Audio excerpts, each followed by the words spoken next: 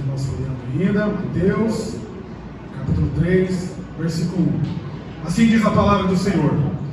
Naqueles dias apareceu João Batista, pregando no deserto da Judéia, e dizendo: arrependei-vos, porque é chegado o reino dos céus. Porque este é o anunciado pelo profeta Isaías, que disse: voz do que clama no deserto, preparai o caminho do Senhor, endireitai as suas veredas. E este João tinha os seus vestidos de pelo de camelo e um cinto de couro em torno dos seus lombos, e alimentava-se de gafanhotos e de mel silvestres. Então iam ter com eles de Jerusalém e toda a Judéia e toda a província adjacente ao Jordão, e eram por eles batizados no Rio Jordão, confessando os seus pecados.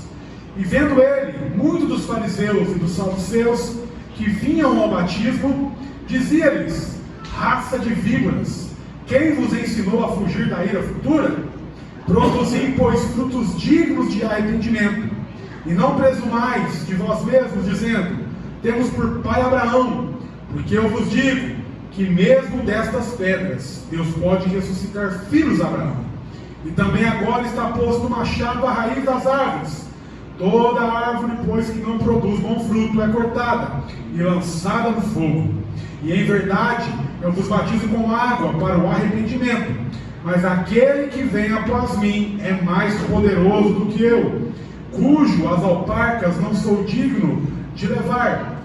Ele vos batizará com o Espírito Santo e com fogo. Oremos ao Senhor. Pai, em nome do Senhor Jesus, Sua palavra agora foi mencionada. Nós queremos, papai, mediante a dependência do Espírito Santo, transmitir à sua igreja aquilo que o Senhor deseja transmitir. Que o Senhor possa nos capacitar, nos fortalecer. Fala comigo, fala com a tua igreja. Aleluia. Dispensa uma palavra aos nossos corações nessa noite. Porque eu creio e acredito e não tenho dúvida que assim como a chuva e a neve desce do céu e para lá não tornam, assim a sua palavra não acontece. Muito obrigado por estarmos aqui hoje reunidos como igreja. Por cada irmão que está aqui, que deixou a sua casa, o aconchego do seu lar. Poderia estar muitas vezes, quem sabe agora, descansando, mas esteja ardendo em seu coração o desejo de se reunir como igreja. Então, muito obrigado, é o que eu te peço, no nome de Jesus. Amém. Os irmãos podem se sentar.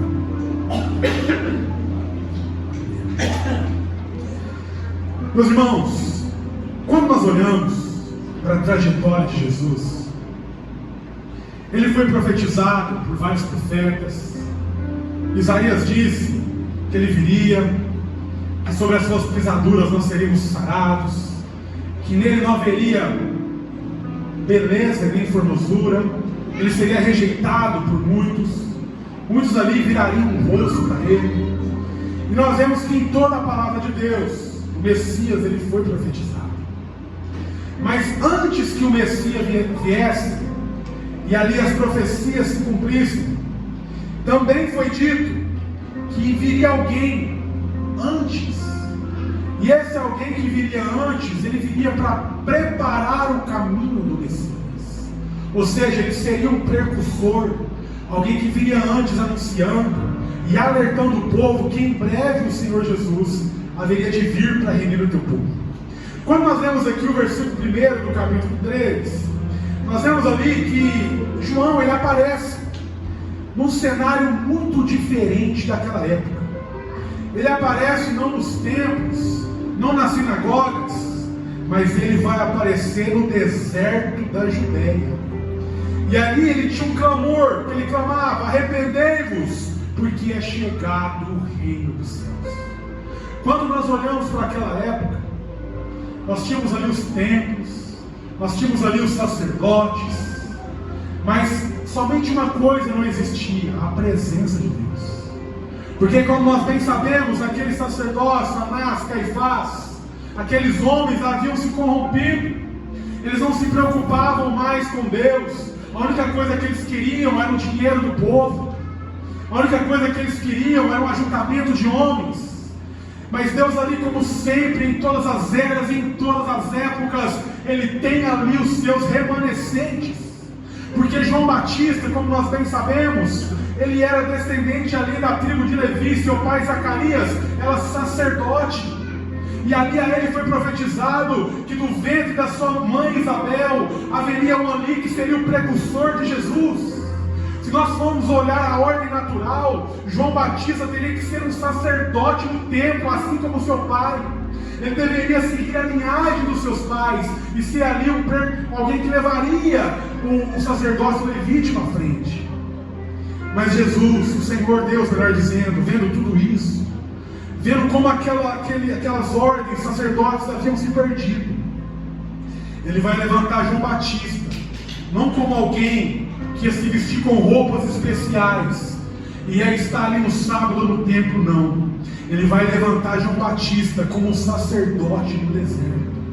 O sacerdote usava roupas de linho, mas João Batista usava roupas de pelo de camelo. Os sacerdotes ali tinham comidas especiais, comiam do pão da preposição, mas ali João Batista vai comer gafanhotos e mel silvestres. E ao invés do povo ir lá para o templo, onde eles deveriam estar, eles vão deixar a comodidade da cidade e eles vão partir rumo ao deserto para ouvir um homem, porque ali estava a palavra de Deus. A palavra de Deus não está em monumentos, não está em templos feitos pela mão humana, mas a palavra de Deus está onde Ele deseja falar aos seus filhos e salvar vidas e chamá-las ao arrependimento. Então ali estava João Batista, o sacerdócio daquela época havia se corrompido, mas Deus levanta João Batista como sacerdote no deserto. O povo deveria levar o seu sacrifício até o templo, para que seus pecados fossem perdoados. Mas João Batista agora faz diferente. Em vez de você levar o seu sacrifício, você mesmo vai descer as águas. E arrependendo dos seus pecados, você será perdoado e será remido de todas as suas transgressões. Então os irmãos começam a entender que está havendo uma transição, está havendo uma mudança, Ele está preparando o caminho do Senhor. E ali muitos daqueles sacerdotes, estudiosos, escribas, saduceus, curiosos porque João Batista estava ali no deserto e aquela multidão estava ali, eles vão lá para ver o que estava acontecendo. Eles começam a entrar no meio do povo, meio que querendo se disfarçar, ver o que estava acontecendo. Mas João Batista ali, tomado pela presença de Deus e pelo Espírito Santo, vai dizer para aqueles homens: raça de víboras, quem vos ensinou a fugir da ira vindoura? E ele vai exortar aqueles homens a produzir frutos dignos de arrependimento. Porque aqueles homens tinham aparência, aqueles homens eram estudiosos, tinham letra, tinham tudo, mas uma coisa eles não tinham: frutos de arrependimento. Uma das coisas mais perigosas da nossa vida é quando o cotidiano, a rotina começa a nos tomar. E nós vemos um dia como esse simplesmente para vir. É mais um culto, é mais uma reunião. Mas nós temos que entender que quando nós estamos na presença de Deus, algo extraordinário tem que acontecer na nossa vida.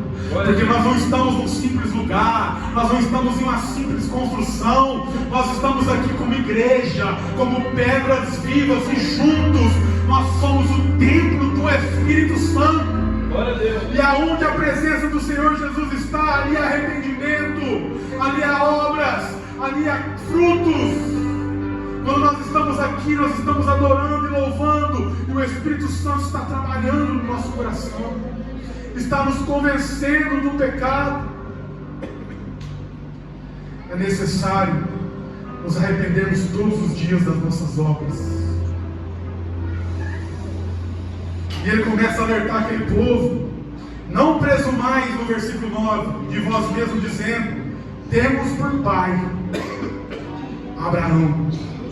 Porque eu vos digo que mesmo destas pedras Deus pode suscitar filhos a Abraão. Não pense você que aquilo que Deus começou já está feito na sua vida, que você não precisa continuar. Como aquele povo, eles acreditavam que eles tinham uma descendência santa, independente de tudo, eles eram filhos de Abraão. Eles batiam no peito e diziam assim: nós somos filhos de Abraão, nós somos uma nação eleita. Mas João Batista vai dizer para eles: se Deus quiser, Ele pode fazer com que essas pedras clamem a Ele. Deus pode levantar filhos. Se você não quiser fazer a obra de Deus, Ele vai levantar outro no seu lugar, porque essa obra não é do homem, essa obra é do Senhor, e os planos de Deus não podem ser frustrados. Ele está à procura de pessoas nessa noite que, como João Batista, não vão procurar o clamor do templo, o clamor dos palácios e reis, não. Ele vai estar onde a presença de Deus está. Se a presença de Deus está no deserto, é ali que eu vou estar. Se o Senhor me deu essa direção, eu vou continuar. Glória a Deus. Lindo Jesus.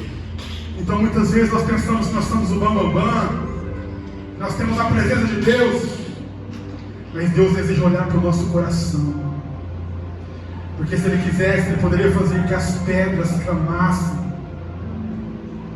E Ele vai continuar dizendo no versículo 10: e também agora está posto o machado à raiz da árvore, e toda árvore, pois, que não produz fruto, é cortada e lançada no fogo. A palavra de Deus diz que nós somos os ramos, e estes ramos estão conectados ao tronco dessa árvore que tem uma raiz. E essa árvore, que é o Senhor Jesus, aonde nós estamos firmados, ela vai produzir a ceifa necessária para que todos os ramos possam frutificar. Todos nós aqui nessa noite somos um ramo, e como ramo que estamos em Jesus, nós temos um provisionamento de vida dispensado em cada um de nós. E esta vida que flui do nosso Deus, ela está em nós, que é a sua presença e o seu Espírito Santo que nos dá vida. E como ramos, nós precisamos frutificar a manifestação dessa vida e presença dispensada em nossa vida. Muitos estão se alimentando dessa presença, mas não estão repartindo isso para outros, não estão gerando fruto. O fruto nada mais é da vida que a árvore retira e transmite até as varas, os ramos, e ali frutifica grandemente. Se nós olharmos para Gálatas capítulo 5, versículo 22, nós temos os frutos, o fruto do Espírito. E esse fruto do Espírito, que tem as suas 9 características, tem que ser uma realidade na nossa vida.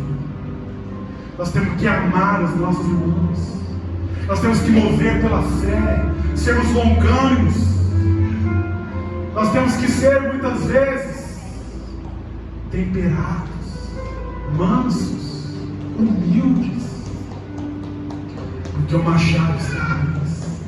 E a palavra também diz que toda vara que dá fruto, sabe o que ele faz? Ele limpa ela para que ela dê mais fruto. Então muitas vezes as adversidades que vêm na nossa vida, muitas vezes nem mesmo é o inimigo, mas é Deus podando a gente, sabe? Como aquela árvore que precisa ser podada para dar mais fruto. E não pense você que por você dar fruto, você vai ter uma vida abundante. Não, você vai ser perseguido como Cristo foi. Você vai passar por dificuldades, vai ser caluniado, muitos vão maldizer você. Mas muitas vezes é Deus tratando o seu ego e permitindo que você possa ser tratado para dar mais frutos, mais e mais frutos.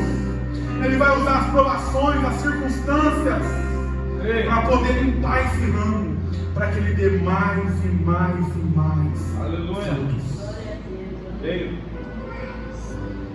Deus está à procura de frutos. Certa vez Jesus saindo de Betânia, ele viu uma figueira ao longe.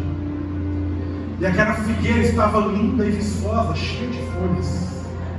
E como nós bem sabemos, se existem folhas, existem frutos. Porque quando não é época de fruto, a videira está toda despida, sem folha nenhuma.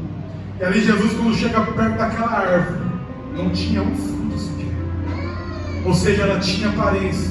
Todos que olhavam para ela viam as folhas verdes, mas não havia nada para saciar a fome que necessitava. E Jesus ali, que se deslocou até aquele lugar, ele foi em vão, porque havia folhas, mas não havia fruto. Então ele vai amaldiçoar aquela figueira e ela vai se secar na noite.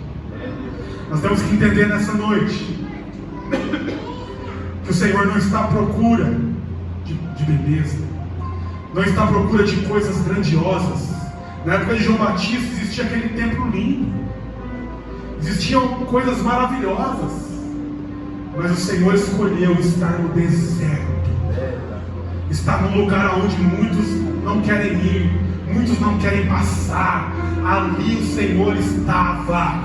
Muitas vezes na nossa vida, os maiores momentos de intimidade que nós vamos ter com Deus é no deserto. Glória a Deus. É ali que nós vamos comer da providência de Deus.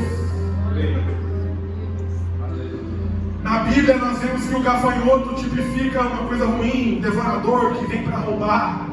Mas João Batista comia gafanhoto. Nós vamos ver ali que ele se alimentava de mel silvestres, ou seja, a doçura, isso tipifica aquilo que é bom.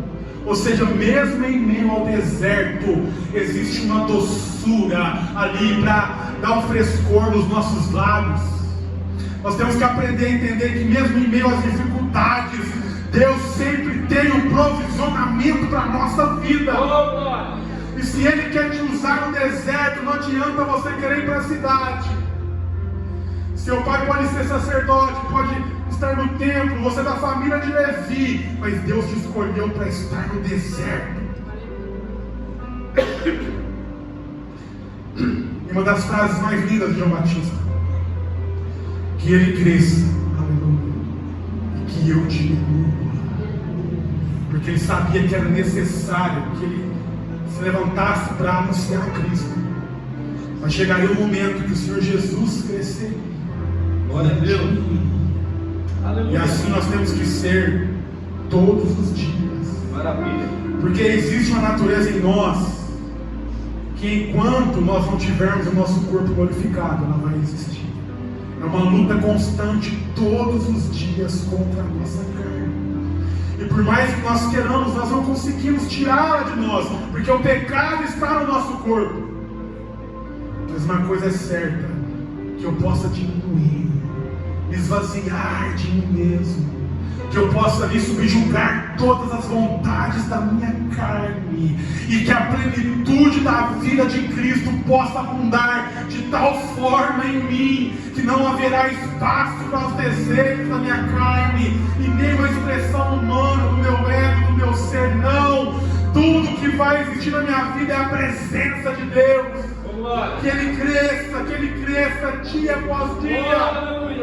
É uma luta infindável entre a carne e o Espírito, mas nesta balança o Espírito tem que crescer todos os dias, e a minha carne tem que diminuir. Santo Deus, aleluia. A minha carne tem que diminuir. Aleluia, Jesus. Aleluia. E o segredo é a quem você está alimentando. Porque aquilo que você alimenta cria forças e vida, mas aquilo que você deixa de alimentar morre. E a única forma de nós mortificarmos a nossa carne é não alimentá-la, mas todos os dias alimentar o nosso espírito por meio de oração, de louvor, de cânticos, de busca da presença de Deus. E aqui agora ele faz uma promessa linda, que não era realidade em seus dias, mas é realidade em nossos dias.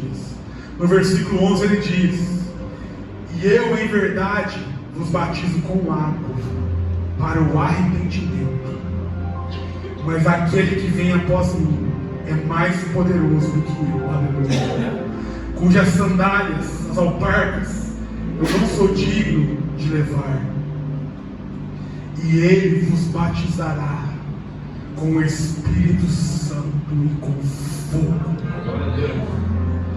Essa promessa é real em nossos dias. Glória.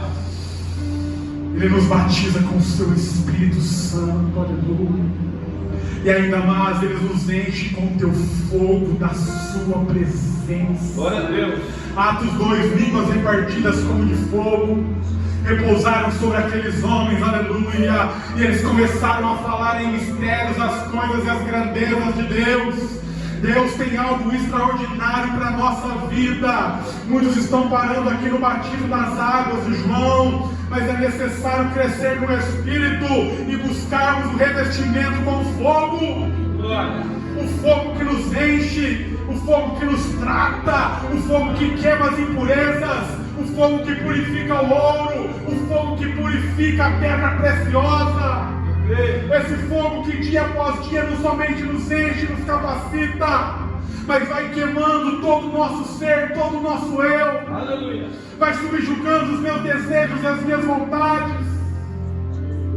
Oh Deus, sim. Aleluia. Glória, glória, glória, Jesus. Que maravilha, Pai. Em verdade eu vos digo, aleluia, que eu vos batizo com água para o arrependimento, mas existe algo mais elevado, existe algo mais para nós nessa noite, existe algo para nós desfrutarmos na nossa vida que está disponível a todos aqueles que buscam. Existe algo maior que você jamais sentiu, existe uma presença de Deus que você jamais teve na sua vida. E esse oceano é infindável, e todos aqueles que mergulham nele têm mais e mais e mais e mais todos os dias. Todos os dias essa palavra se renova. Ela se renova dia após dia. Eu posso abrir um simples Salmo 23, 91, e todos os dias Deus vai falar comigo de uma forma diferente. Porque a palavra dele se renova. E Ele quer renovar a nossa vida. Glória. Ele quer nos levar a entender que o nosso relacionamento com Ele vai muito além de algo que eu faço, que eu fiz, onde eu estou. É algo mais íntimo com Deus.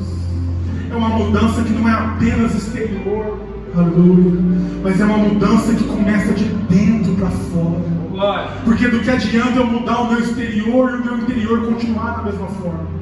Mas quando o meu interior ser renovado, ele vai refletir no meu exterior. Glória a Deus. E a minha vida vai ser transformada de dentro para fora.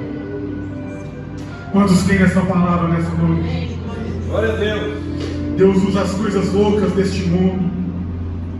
Ele usou um homem chamado de louco no deserto, um lugar distante, sem fama, para atrair o seu povo. E Deus nessa noite Ele está atraindo você. E Ele está abrindo os seus olhos para você entender que muitas vezes não vai ser do jeito que você pensa. Vai ser em meio às provas e tribulações que Ele vai te usar como uma ferramenta. Ele vai te usar como profeta, como um pregador, para anunciar a sua palavra. Aleluia. Glória a Deus. Muitos vão dizer, mas era para você já estar em certa estatura, era para você já ter um cargo, era para você já ser pastor de igreja. Mas a obra do Senhor é além do que nós podemos imaginar. Glória. É em meio ao deserto que Ele faz as suas maravilhas. É em meio ao deserto que Ele faz os seus milagres. Glória. É em meio ao deserto que Ele transforma a nossa história. Quando João Batista é degolado ali, que a sua cabeça é apresentada numa bandeja, Jesus fica sabendo. E naquele momento ali, meus irmãos, Ele se entristece de uma tal forma que nós, lendo a palavra de Deus, nós conseguimos sentir a tristeza de Jesus nas palavras. Ele começa a dizer: o que vocês foram ver no deserto? Um caniço balançado pelo vento? Não! Digo que dentre os nascidos de mulher não houve ninguém maior do que João Batista. Aleluia, aleluia! Ele não estava nos palácios, ele não estava nos templos, mas ele foi considerado uma pessoa grande diante de Deus. Porque ele não fez o que os homens esperavam, mas ele fez o que Deus queria na vida dele. Ele viveu no deserto, ele foi guardado no deserto, em meio ao deserto ele foi protegido. E ele pregava a palavra de Deus. Deus está te chamando para ser um pregador da sua palavra. Fique de pé nesse momento, eu já vou terminar.